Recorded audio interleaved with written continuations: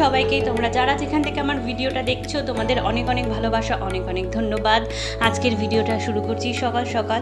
আজকেও মা আর বাবা দুজনেই বাড়িতে নেই, দুজনেই ডাক্তারের কাছে গেছে, তাই পুরোটা সামলাতে হচ্ছে আমাকে। সকালবেলা উঠেই আগে চলে এসেছি রান্নাঘরে, কারণ আগের দিন বাসন টাসন মেজে রান্নাঘরটার পরিষ্কার করেই রেখেছিলাম, তাই বাসি কাজ খুব একটা ছিল না। নিজে ফ্রেশ হয়ে চলে এসেছি, পাউরুটি সেঁকছি আর ওদিকে চা করব। আর পুরনো রান্নাঘর থেকে জানলা দিয়ে দেখতে বেশ ভালোই লাগছিল। এই পুরনো রান্নাঘরটা আমার বড্ড পছন্দের আর প্রিয়।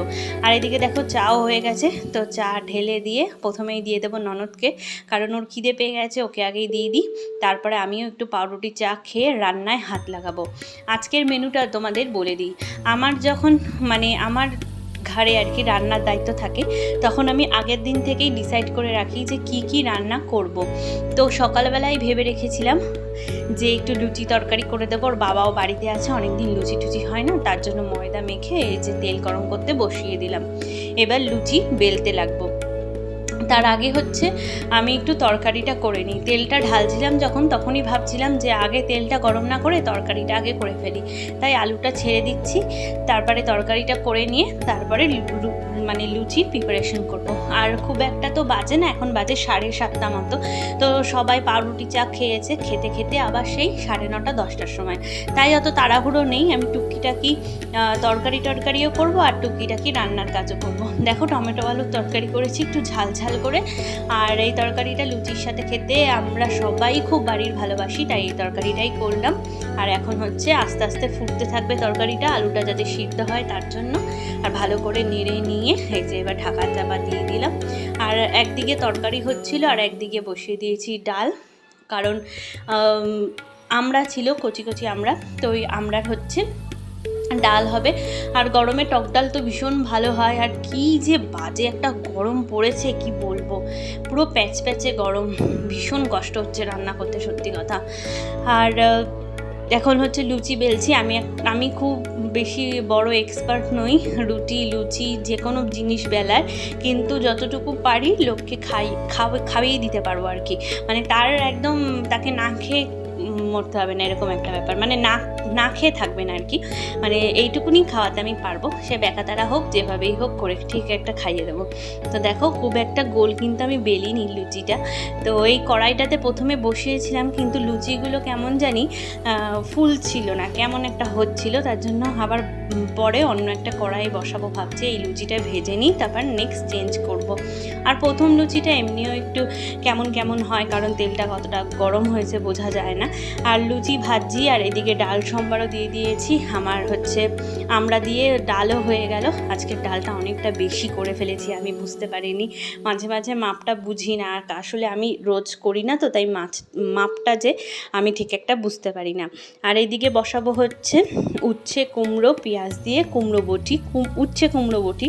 তোমরা কি বলো সেটা অবশ্যই জানিও। অনেকে বলে উচ্ছে কুমড়ো ভাজা, তো আমাদের বাড়িতে বলে, আমার বাপের বাড়ি বলে উচ্ছে কুমড়ো বটি। তো আমারও সেই অভ্যাসটাই আছে, তো সেটাই আমিও বলি। তোমরা কি বলো অবশ্যই কমেন্ট করে জানিও। আর এখন হচ্ছে তেলে দিয়ে দিলাম, ভালো করে সাঁতলে নেব আর ঢাকা দিয়ে দেবো, যাতে কুমড়োটা সুন্দরভাবে গলে যায়।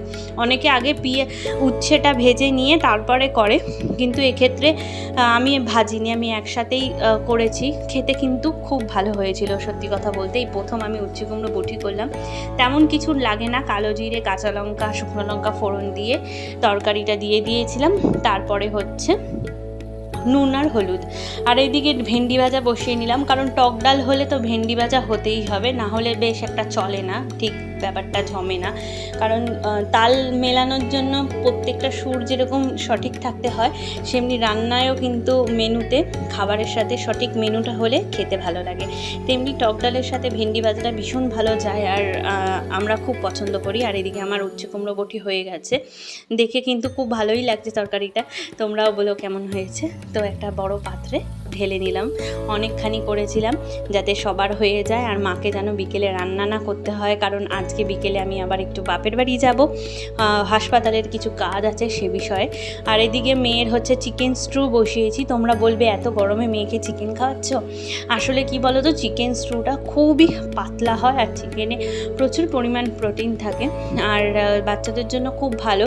ও সপ্তাহে একদিন করে এভাবে চিকেন স্ট্রু আমি ওর জন্য বানিয়ে দিই। এখানে আমি কিছুটা সলিড মাংসর পিস এনেছি, পিস এনে তারপরে আমি এতে হচ্ছে বিনস, এতে বড় বড় করে পেঁয়াজ, গাজর, তোমরা চাইলে বিটও দিতে পারো, বিটটা আমি দিইনি কারণ গলতে চায় না, তার জন্য দিয়ে ভালো করে বাটার দিয়ে আর কি এগুলোকে, সবজিগুলোকে, চিকেনটাকে ভেজে গোলমরিচ গুঁড়ো, নুন, হলুদ দিয়ে ভালো করে এই যে ফুটিয়ে নেব। তোমরা চাইলে এর মধ্যে দারচিনি, এলাচ, লবঙ্গ দিতে পারো, কিন্তু মাম্মাম খুব একটা দেখি কি এই দারচিনি এগুলো খেতে পারে না, তাই দিই না। আর এই যে বেশি করে জল দিয়ে সেদ্ধ হতে বসিয়ে দিলাম। আর এদিকে হচ্ছে ডিম হবে, তো ডিম সেদ্ধ বসিয়েছি, আর একদিকে ভাত বসিয়েছি। লাস্টে ভাত করার এই কারণটা হচ্ছে, লাস্টে করলে ভাতটা দুবেলার, একটু বেশি করেই করেছি, দুবেলার হবে না, ওবেলায় করতে হবে, কিন্তু ভালো থাকবে, নষ্ট হয়ে যাবে না। এদিকে ভাত, ডিম সিদ্ধ বসিয়ে দিয়ে এদিকে আমি আমার হাজব্যান্ড কাচতে চলে এসেছি, কারণ এক গামলার ওপরে কাঁচা ছিল, তো আমি এত একা পারবো না সত্যি কথা, তো ওর জন্যই ও বলছে যে চল তাহলে আমি তোর হেল্প করে দিই। আর এই দুদিন মা ছিল না, এত কাজ দেখে ও বলছে তোরা তো হেল্পিং হ্যান্ড রাখতে পারিস।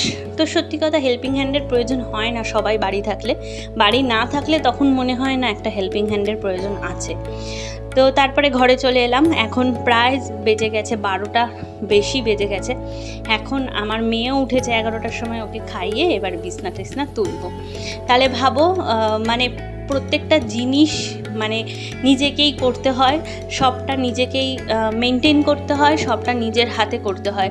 তাহলে একটা হাউসওয়াইফের কতটা এনার্জি নিয়ে সারাদিন কাজ করতে হয় তোমরা ভাবতে পারছো? নিজেকে মোটিভেট করা, এনার্জি নিয়ে একই কাজ দিনের পর দিন করে যাওয়া, এটা কিন্তু সহজ নয় সত্যি কথা। বাইরে কাজ করলে কি হয়, আমরা বাইরে অনেক মানুষের সাথে মিশি, যাই আসি, আমাদের কাজ এক থাকলেও আমাদের মনটা কিছু ক্ষেত্রে ডাইভার্ট হয়ে যায়, কিন্তু বাড়িতে থেকে কিন্তু আমরা একই কাজ রোজই করে থাকি। এই জন্যই মাঝে মাঝে একটু নিজেকে ইরিটেটেড ফিল হয়, ইরিটেশন লাগে, কিন্তু কি করা যাবে, করতে হবে, তাই করে যাচ্ছি। আর এদিকে হচ্ছে ঘর ঝাড় দিচ্ছি, ঘর ঝাড় দিয়ে ঘর মুছবো, মেয়েকে স্নান করাবে ওর বাবা, এই কাজবাজ চলছে। রান্না পুরোটা কমপ্লিট, ভাত টাত করে রেখে এসেছি, একদম রান্না পুরো কমপ্লিট। এরপরে ঘরটর মুছে যাব, রান্নাঘর পরিষ্কার করব, বাসন মাজবো, স্নান করব, পুজো দেবো, মেয়েকে খাওয়াবো। মানে 3টের আগে মেয়েকে নিয়ে শুতেই পারবো না, ও যেহেতু দেরি করে ওঠে তাই ওর কোনো সমস্যা হয় না, 3টের দিকে ঘুমায় ভূমি। তো এখন চলে এলাম হচ্ছে ঘর মুছবো, ঘর দোর মুছে তারপরে অন্যান্য কাজ করব, তোমাদের সাথে শেয়ার করছি।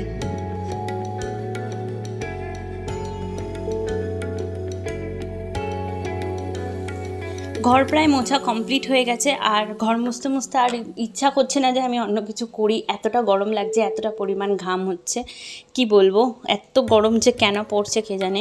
তো যাই হোক, আমাদেরই দোষ, আমরা গাছ কেটে ফেলছি তাই এত গরম হচ্ছে, তাই না? আগে তো এরকম গরম হতো না। তো তারপর চলে এলাম হচ্ছে রান্নাঘরটা পরিষ্কার করব, পরিষ্কার করে তারপর স্নান করব, তারপর পুজো দেব। তো কেমন লাগলো তোমরা কিন্তু অবশ্যই কমেন্ট করে জানাবে ভিডিওটা। আর ভিডিওটা ভালো লাগলে লাইক, শেয়ার, সাবস্ক্রাইব করতে একেবারেই ভুলবে না। প্লিজ সাবস্ক্রাইব করো, লাইক করো, ভিডিওটা পুরো দেখো, অনেক অনেক শেয়ার করো, যাতে সবাই আমার পরিবারের সাথে তোমরা যুক্ত হতে পারো। আর তোমাদের সাথে কথা বলতে বলতে রান্নাঘরটা প্রায় মোছা হয়ে গেছে, গ্যাসটা মুছলেই হয়ে যাবে। তাহলে চলো, তোমরা সুস্থ থেকো, ভালো থেকো, এই গরমে অনেক অনেক জল খেও, তোমরা অবশ্যই সুস্থ থেকো। আর যারা যারা নতুন আমার পরিবারে যোগ দিচ্ছ, আমার ভিডিও দেখছো, তাদের অনেক অনেক ধন্যবাদ, অনেক অনেক ভালোবাসা। আর যারা পুরাতন তাদের তো অনেক ভালোবাসা। সাথে থেকো, ভালো থেকো, সুস্থ থেকো, পাশে থেকো। আজকে